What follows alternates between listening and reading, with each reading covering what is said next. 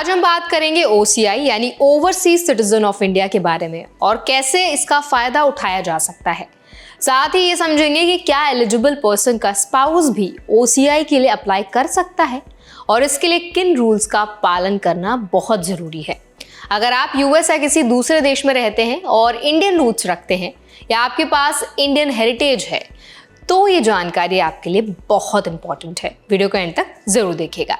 हाय, मेरा नाम है वर्षा दुबे और आप मुझे देख रहे हैं NBT टेक एड पर। देखिए, सबसे पहले तो सवाल उठता है कि क्या एलिजिबल व्यक्ति का स्पाउस भी OCI के लिए अप्लाई कर सकता है। इसके लिए कुछ नियम है। अगर स्पाउस खुद एलिजिबल है तो वो सीधे अप्लाई कर सकता है।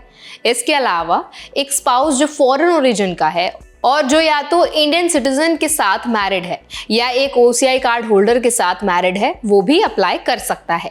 बस एक शर्त यह है कि मैरिज रजिस्टर्ड हो और एप्लीकेशन सबमिट करने से पहले लगातार कम से कम 2 साल तक मैरिज चली हो। ये रूल इंश्योर करता है कि मैरिज जेन्युइन है और टेम्पररी रिलेशनशिप या रीसेंट मैरिज को प्रिवेंट किया जा सके। OCI रजिस्ट्रेशन के लिए प्रोसेसिंग टाइम अलग अलग होता है। नॉर्मली अगर आप खुद एलिजिबल पर्सन हैं तो रजिस्ट्रेशन एक्नॉलेजमेंट मिलने के बाद लगभग 30 डेज में कंप्लीट हो जाता है। लेकिन यदि आप स्पाउस के रूप में अप्लाई कर रहे हैं तो ये समय ज़्यादा हो सकता है। इसके अलावा यदि एप्लीकेशन रिजेक्ट हो जाती है तो आपको $250 लोकल करेंसी जो US की है उसके बराबर आपको रिफंड किया जाएगा। ध्यान रहे, $25 प्रोसेसिंग फीस लगती है जो नॉन रिफंडेबल है। इंडिया में एप्लीकेशन के लिए प्रोसेसिंग फीस लगभग 1400 रुपए है। OCI कार्ड होल्डर बनने के बाद भी कुछ रेस्ट्रिक्शंस रहती हैं। सबसे पहले आप वोट नहीं कर सकते, ना ही लेजिस्लेटिव असेंबली, ना ही लेजिस्लेटिव काउंसिल या पार्लियामेंट का सदस्य बन सकते हैं। कॉन्स्टिट्यूशन में निर्धारित हाई पोस्ट जैसे president, vice president, supreme court या हाई कोर्ट के जज के लिए भी आप एलिजिबल नहीं होते। इसके अलावा आपको पब्लिक सर्विसेज या गवर्नमेंट पोस्ट में भी एलिजिबिलिटी नहीं है, सिवाय उन पोस्ट के जो सेंट्रल गवर्नमेंट द्वारा स्पेसिफिकली अलाउ की गई हो। एग्रीकल्चर और फार्म लैंड के लिए भी रेस्ट्रिक्शंस हैं। OCI card holders agricultural land, farm house या प्लांटेशन प्रॉपर्टीज एक्वायर नहीं कर सकते। OCI कार्ड होल्डर्स होने की कई बेनिफिट्स भी हैं। आप इंडिया में लॉन्ग टर्म स्टे कर सकते हैं, मल्टीपल एंट्री वीज़ा के बिना इंडिया में आ जा सकते हैं और बिजनेस या फिर एम्प्लॉयमेंट अपॉर्चुनिटीज़ के लिए भी आप अप्लाई कर सकते हैं। अब देखिए, इसके अलावा प्रॉपर्टी ओनरशिप में अर्बन रेजिडेंशियल प्रॉपर्टी खरीदने की सुविधा रहती है।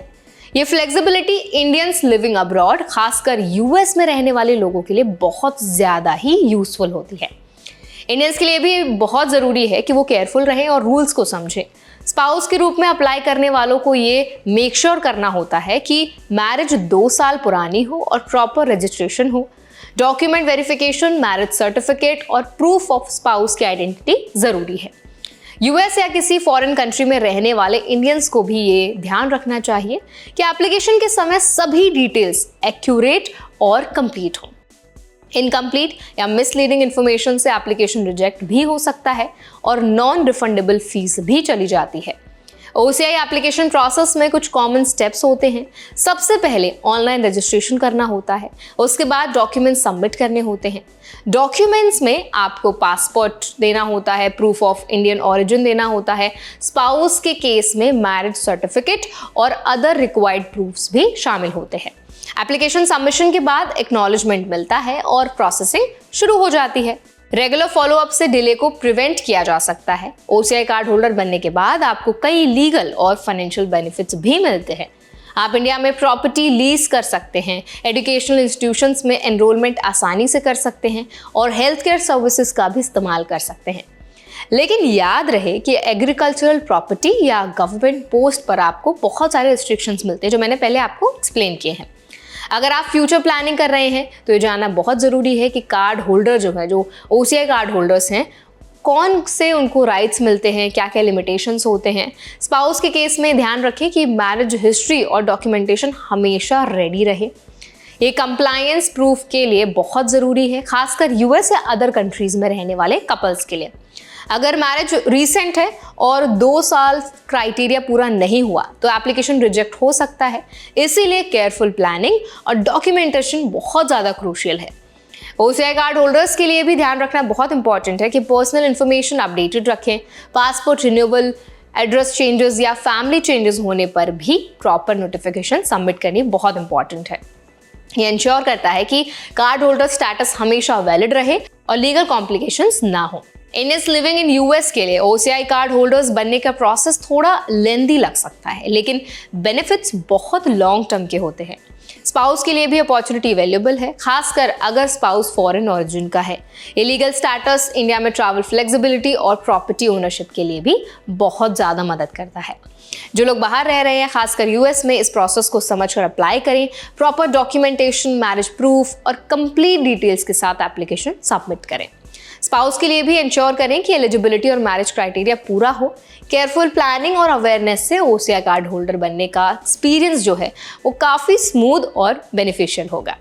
तो आई होप इस वीडियो में आपको समझ आ गया होगा कि जो OCI कार्ड होल्डर्स हैं उनके स्पाउस को अगर OCI कार्ड चाहिए तो क्या प्रोसीजर होता है, क्या उनको OCI कार्ड मिल भी सकता है, नहीं मिल सकता है। अगर फिर भी आपके मन में कोई भी सवाल है, सो बेसिकली हमने ना OCI कार्ड के अराउंड एक प्रॉपर सीरीज शुरू कर दी है। अगर आपके मन में कोई भी सवाल रह गया है, अगर आप चाहते हैं हम किसी पर्टिकुलर टॉपिक पर वीडियो बनाएं, तो आप वो हमें ज़रूर कमेंट सेक्शन में बताएं। और ऐसे और भी अपडेट्स के लिए, इन्फॉर्मेशन के लिए, वीडियोज़ के लिए हमारे चैनल NBT Tech Ed को भी आप ज़रूर सब्सक्राइब करें।